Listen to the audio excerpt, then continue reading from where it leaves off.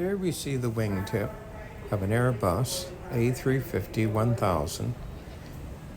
This is one of the long-range Airbus aircraft. The A350-1000, as we see written there on the front landing gear doors, is one of the ultra-long range Airbus airplanes. And this one can fly 8,700 nautical miles.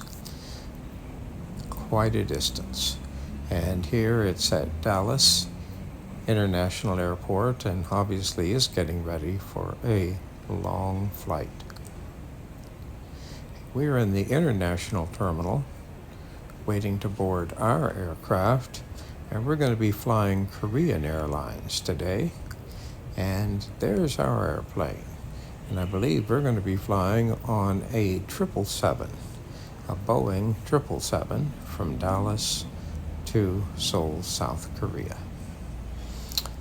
And there we see, of course, cargo containers.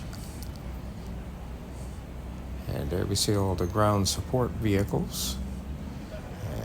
Here I see, I guess, a last-minute luggage tug, but it's empty. And there, I believe that's our aircraft. Quite a serious towing tug vehicle. And we're getting ready to board.